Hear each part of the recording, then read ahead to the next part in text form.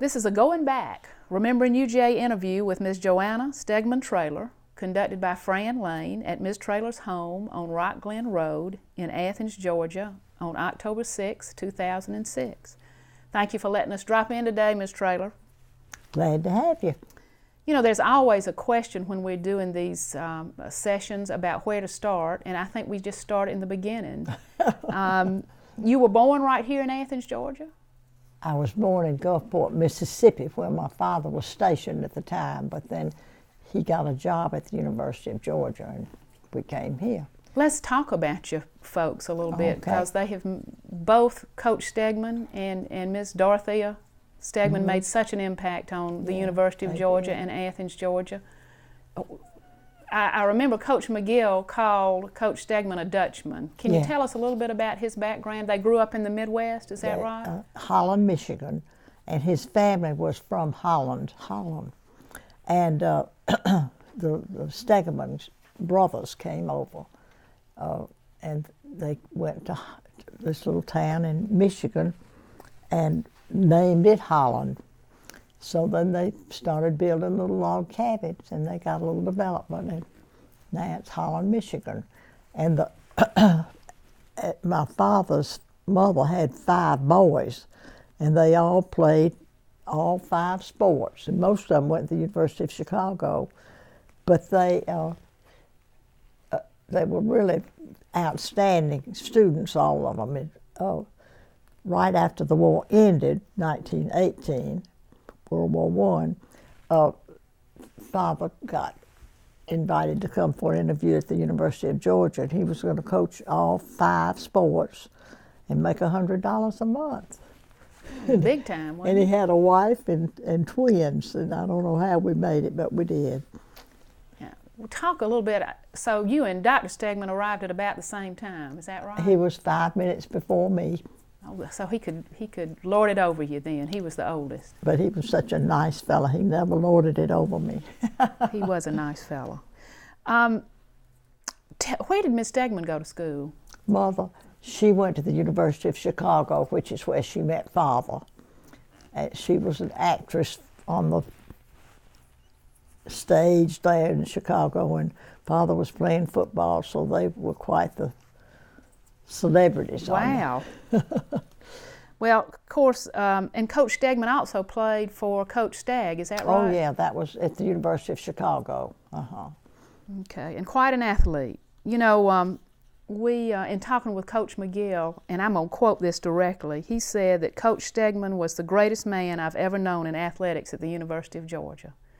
He thought so highly of him. Let's talk some about what Coach Stegman did. I know he coached everything, all 5. But he did coach the football team in the early 20s. In the early days, And won the Southern Conference Championship in 1920 is what? Yeah, I think they won the championship in basketball. Okay. But he was not just a coach. No. He was also the athletic director and the dean of men. That's right. Was there? He did it all. I was going to say, was there anything he did not do? Not a whole lot. Well, now, according to Coach McGill, he started basketball in the South, basically. Well, he put it on the map. Football was everything. And then Father more or less started the Southeastern Conference basketball tournament, and then got basketball on the map. And he also had a lot to do with Yale coming to play down here for the opening of the stadium. Now, do you remember that? Oh my gosh, yes. That's a highlight of my life, going to the Georgia-Yale game. Well, tell us about it. Well, Father had been up to scout Yale. And he came back, and I remember Bill Hartman said that Father, when he scouted the Georgia football team, that he gave them every play that Yale was going to make the next day. And so they, handily beat Yale, which put us on the map, sure enough. And then all these northern teams started wanting to play us, which they did. But that Georgia-Yale game was wonderful. Nobody in the world thought Georgia could beat Yale. Were you there in the stadium that day? Oh, yeah. We walked to the game. A whole bunch of us walked to the game. And Father had given everybody tickets that wanted them. The neighborhood knew where they could get tickets. And, it was a great game. New stadium. brand new stadium dedicated. And I'm trying to think whether, was it Bill Hartman that ran back? Catfish Smith. It was Catfish, wasn't it?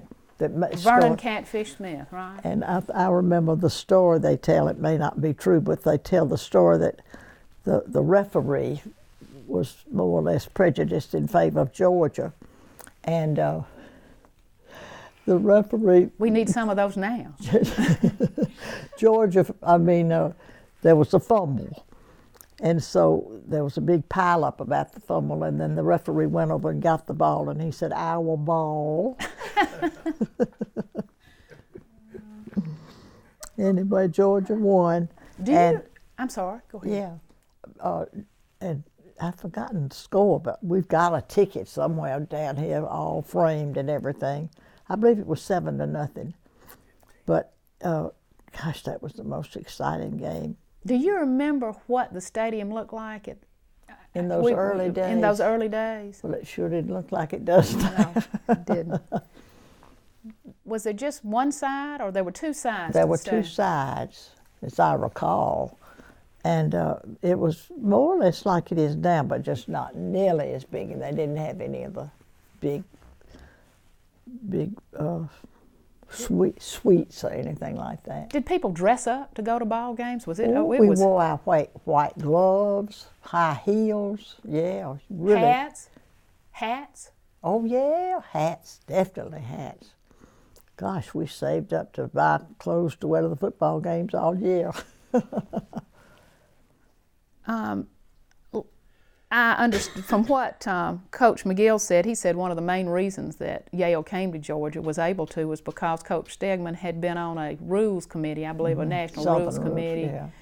And that had known some of these people and made that connection, and that's what got him to And also, he threw Stagg. Stagg was such a big shot, and then he put Father on the national rules committee, and then he put him on something else. So Stagg was really the power behind Father. But he was the greatest guy. He came to see us one time, he and his wife here in this house.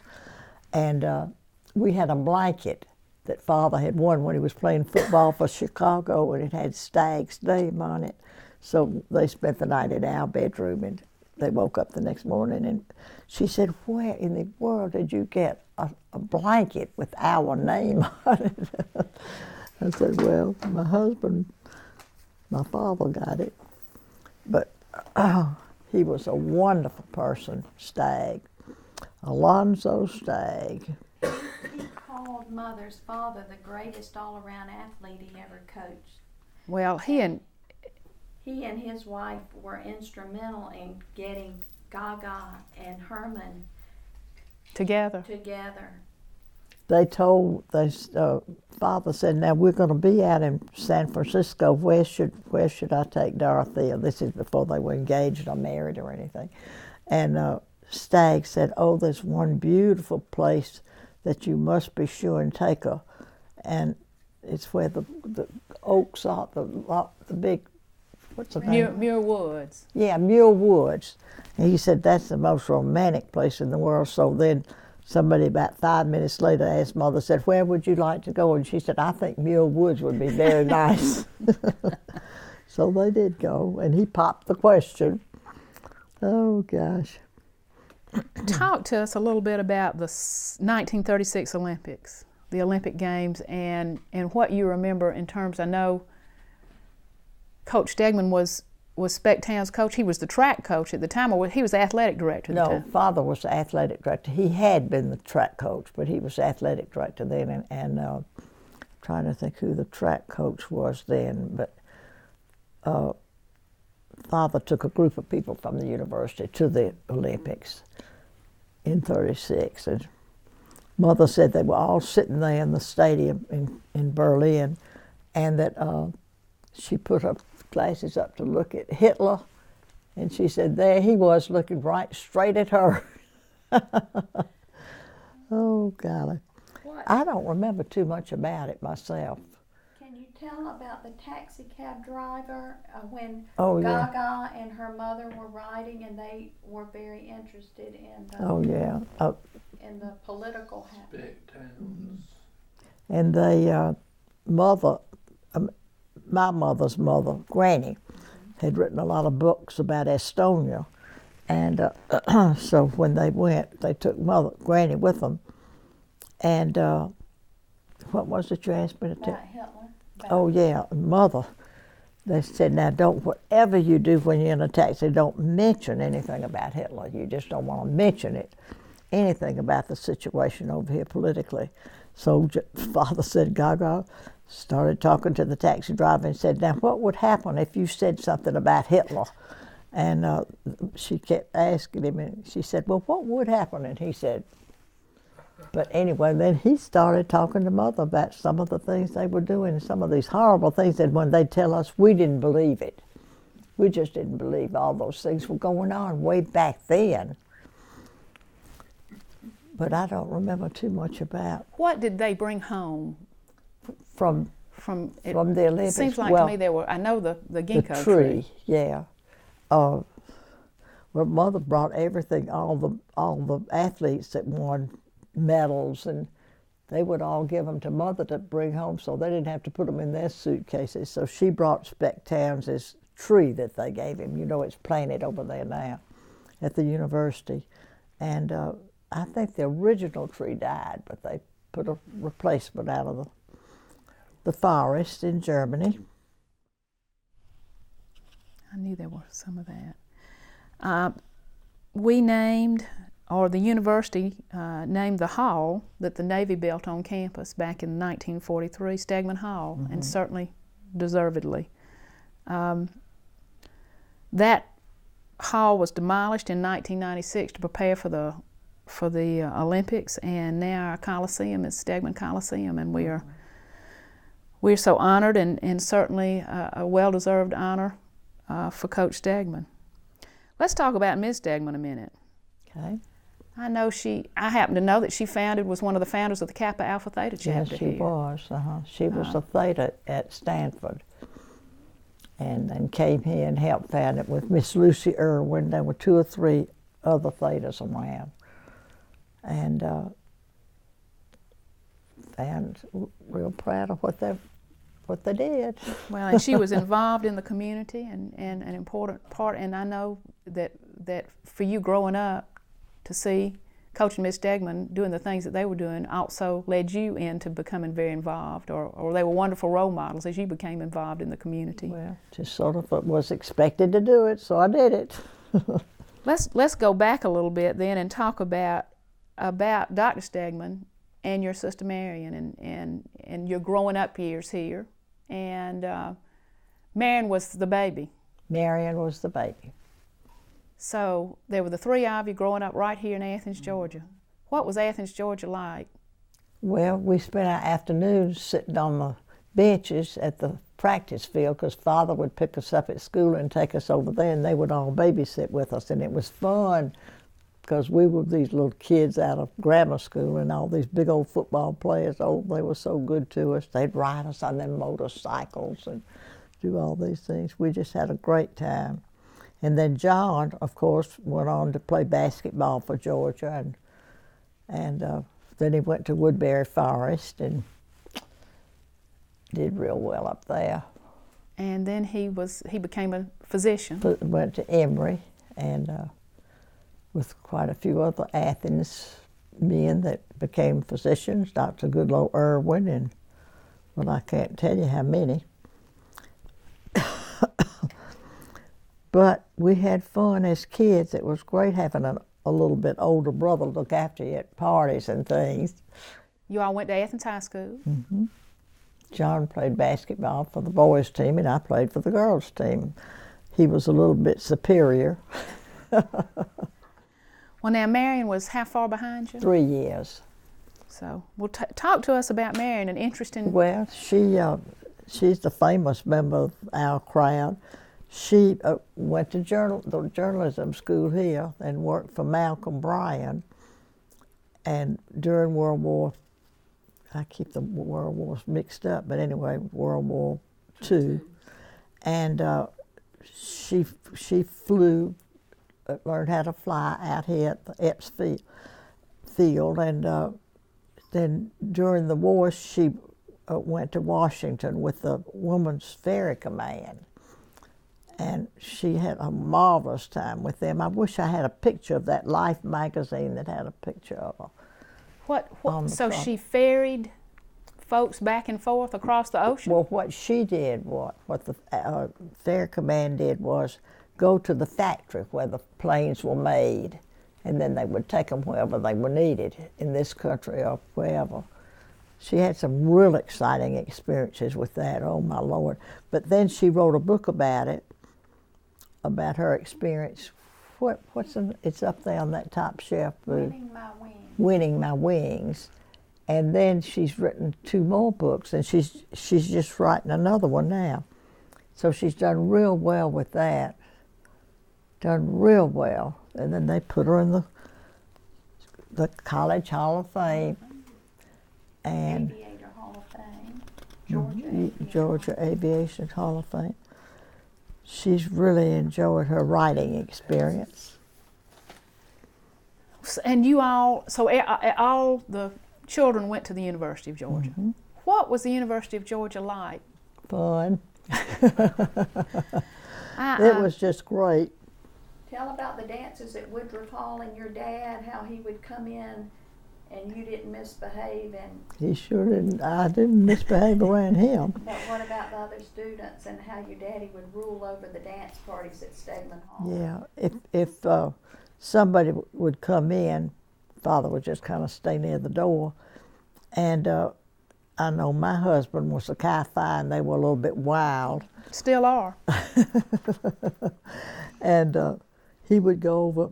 I had a date one night with the Chi-Phi, and my father came up to him to the date and said, "I think maybe you better go on back where you came from."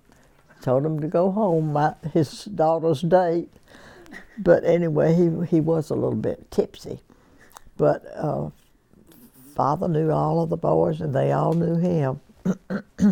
And Georgia was just a great school. I mean, it was marvelous. Everybody knew everybody else. About how many students were at Georgia when you were? I'd say at the most 12,000.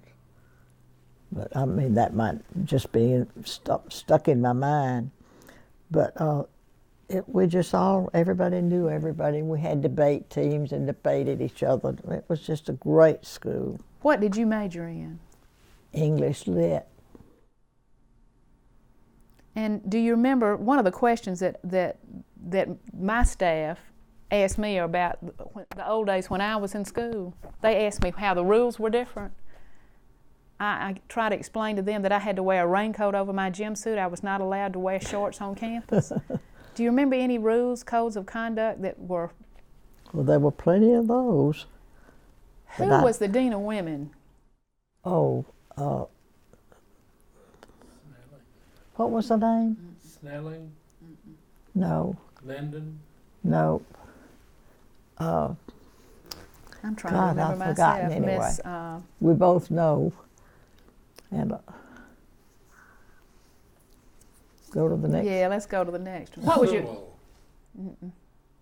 What was your favorite class? I think my favorite class was Ed Everett's literature class. The next was John Morris's German class. That was a wonderful class.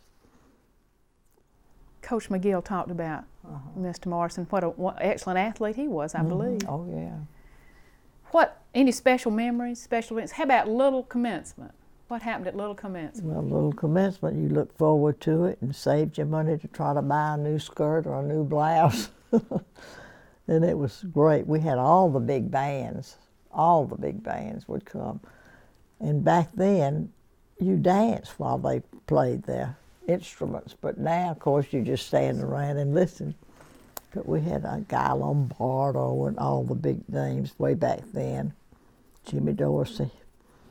And that was something to look forward to. We had parties in the morning for breakfast, then we'd have parties for lunch, and then we'd have a tea dance in the afternoon, then a big dance at night. It was a party school. Aunt Martha said that if you danced with the same boy the whole night, people didn't think much of you. Well, you sure didn't do that if you could help it. How'd you meet Dr. Traylor? Well, you won't believe this, but my father had had a heart attack, and he had known Bott when he was manager of the when Bott was manager of the Georgia football team, and so Bott came, my husband came by to see how my father was doing, and Mother met him at the door, and they came in and had a conversation, and then he said, "Miss Stegman, do you know of anywhere I want to get a room somewhere in this area?" And he said, I've been to Johnny Broadnax's house, and they have a room, but it's only one bath for about 5 boys. So he said, "I'd rather have a room with a bath." And Mother said, "Well, actually, we always had college students. We had 5 bedrooms upstairs, and we'd have 4 of them with college students and 1 with Charlie and David." And so I was up cleaning out the attic, and Mother brought this man up the stairs to go look at the room in the bath, and that was my husband. That's how I met him, and he got a room, and then I was not allowed to ever go upstairs while he was in that room. That was just understood that we didn't socialize. What they didn't know, they didn't know. But in any case, that's how I met him. That's wonderful. You know, my grandparents were in a big old house on Prince Avenue, Mm-hmm. and they had folks who stayed with them, mostly teachers at the high school. I know. And I think that the young folks of today can't imagine a world without apartments around every bend. And where did people live? I know it, and it was so much fun. You have 4 children. 4 children. Talk to us a little bit about them, and don't let Boo influence you. Well, Jody is my oldest daughter, and she just had her first grandchild. And she's married to Bob Guy, who was a West Pointer. And then next came Johnny, and he was a airline pilot, and in the Air Force during the war, and then he flew commercially for Piedmont, which he adored, and then for USA and several other airlines. But he's retired now, thank heavens. And he married Karen, and then there's David that coaches down in LaGrange, and they've had wonderful luck in high school with their teams. They've won the state championship several times. And then there was Miss Priss over here. Dorothea, is that right? Dorothea. And she's with us today. That's right. Let's go back again and talk about your involvement in the community. And also, I think I've read that you were the first woman on the University of Georgia Foundation Board. Is that correct? Mm-hmm. Mm-hmm. What was that experience like? Well, I was thrilled when they asked me to do it. And I was a good friend of John Sibley's. He was a good friend of mine. So anything I wanted to do, all I did was just run it through John Sibley, and he got it passed, like saving Lucy Cobb. Well, no, the rest of the board didn't really think we had the money to save Lucy Cobb. And John Sibley said, "Well, I think it would be a real good idea." My mother went there. Turned them around. That was in the beginning, and then of course Phyllis and a whole bunch of Athens people got behind it and did save it. You were on the Board of Education in Clark County for a number of years. 8 years. And that was quite an experience because of the times. Yeah, it was the early days of integration. A lot of times we had to have police escort take us to the board meetings, but we never had any bad threats or anything like that. But it was bad, bad times, terrible times, especially when, Charlene and all that went on. Do you remember any of that? I do. Mm-hmm. I do. And Yeah. I think because of the leadership, I know was Yulee Gunn there at the same time? Who? Yulee Gunn. No, I think that was later that year. Because good folks like you were there, I think we got through that time Well, I think locally. it helped. I think it helped. I really do think it helped.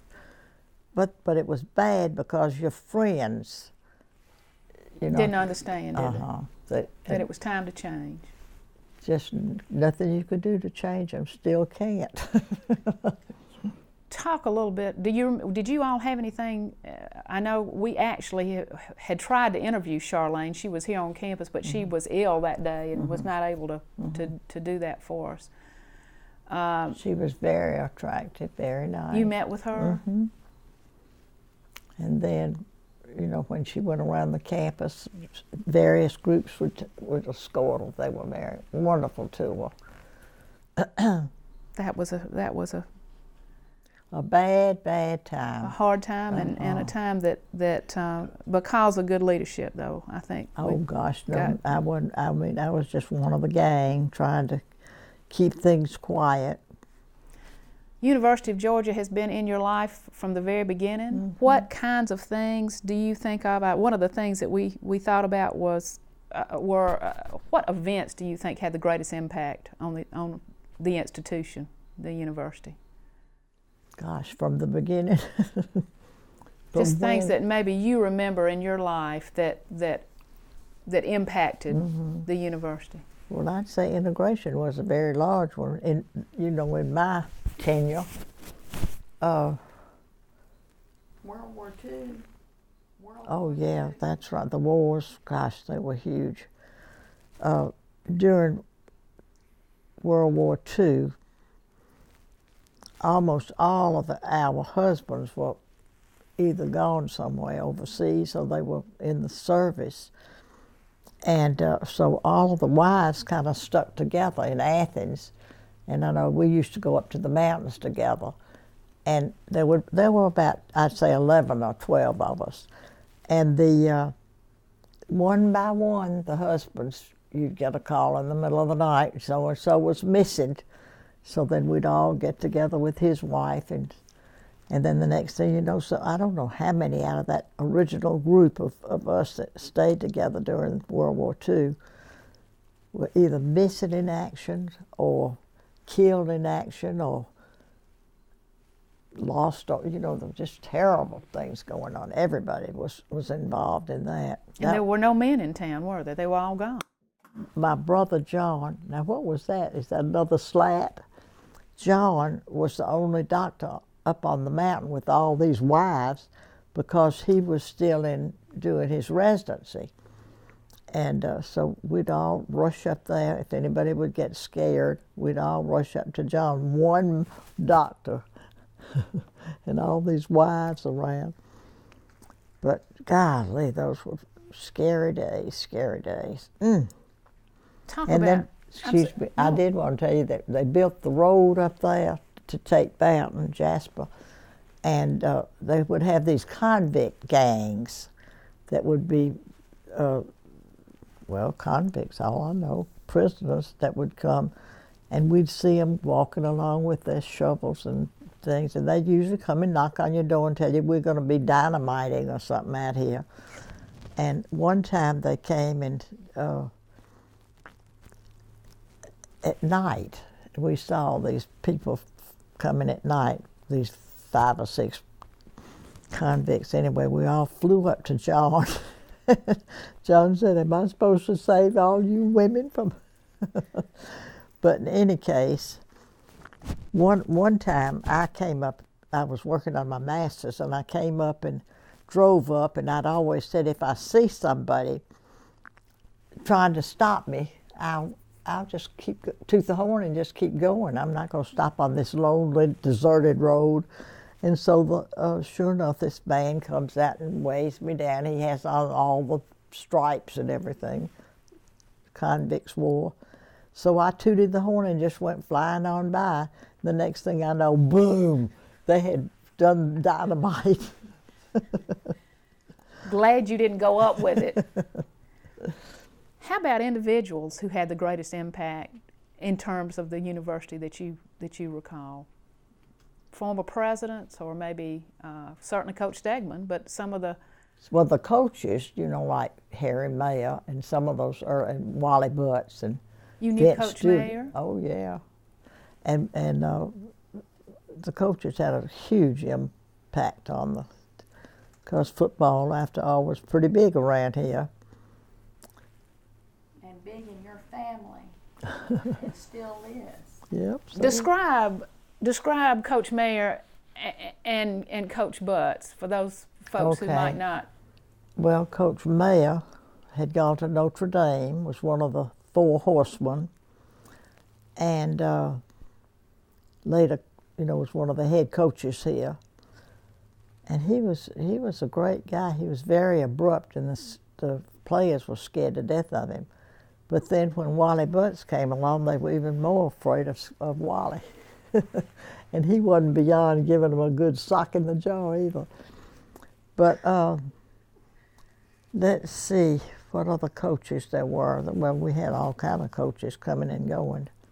You knew, of course, Coach Dooley was much later. Oh yeah, then he came along later. He was I'd say the modern era. He was a great influence and a really great fellow. Coach Cunningham was the coach that was the football coach when your father arrived. Mm-hmm. Do you remember Coach Cunningham at all? Not at all, although I did meet him, but I was just real tiny. Young child.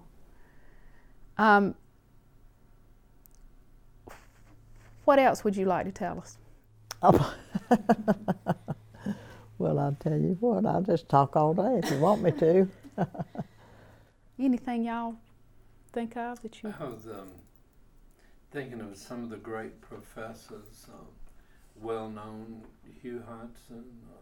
Oh, he was, oh yeah, we had some great. That you remember? You would have known Dr. Park. Oh yeah.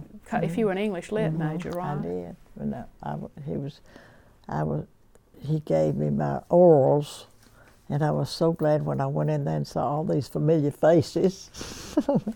So you got a master's also in English lit? And then let's see, what was the first thing you asked me? Oh, Hugh Hodson was such a marvelous influence on the university, the music department, and of course Lamar Dodd was a wonderful influence also. He was a great fellow. We had some remarkable professors. Who was the president of the university when you started school? Do you remember? Oh, Lord, yes, I remember, but I can't think of his name. Would it have been Sandford? Well, he was And then when he and my father were friends. And then he became chancellor of the whole system, did he? I'm trying to remember who would have been. You all were in school in the late 30s, early 40s. Is that when it would have been? I got my regular degree in 39 and my master's in 40. Caldwell, Harmon Caldwell was the chancellor. Anybody else have anything? I have a question for you. Did you go to the 42 Rose Bowl in California? That was. Did I go to it? Yes, ma'am. Now, I just wondering, many years ago, I spoke with Frank Sinkwich Jr. about that game, Sr. about that game, and I asked him, since this was right after Pearl Harbor, was there any concern about so many people in one spot 1 month after Pearl Harbor? And he had a pretty long story about it, and I didn't know if you had any sort of recollection about the fear of Japanese attack during the Rose Bowl. Oh, no, I don't think so. I don't think so. Do you remember Roosevelt coming to town? Oh, yes, I do. I was a great admirer of his and his wife, too. They were both big influences on the... It was in the stadium, I think. He came and spoke in the stadium. Yeah, she did, too. I can still remember her coming in and sitting up on the stage. One thing, Mother continues her tradition. Every home game, out-of-town game and home game, all of her friends are the ones that are remaining, hobble up that driveway with walkers, and they come down in the den with their Georgia scarves and earrings, and they watch the game and eat popcorn. I think that's a great tradition. Well, it's going to be a late night this weekend. I know it, and I'm not feeding them dinner either. I said, bring your sandwich when you come. I think it starts at 8:30. Tell me who's in the crowd. Is that Pat and Goodlow? 7:45. What'd you say? I said, who's in that crowd? Who will be coming to supper with you? Well, I could tell you Barbara Carson, and of course her husband used to come. Pat and Goodlow Irwin. Ann Wilfong comes. Jim won't leave his TV at home, but she comes. And Celia Hooten, who's my neighbor down the street. What a fun bunch. Oh, it is fun. We have a great time. Janet, Aunt Janet comes, my sister-in-law.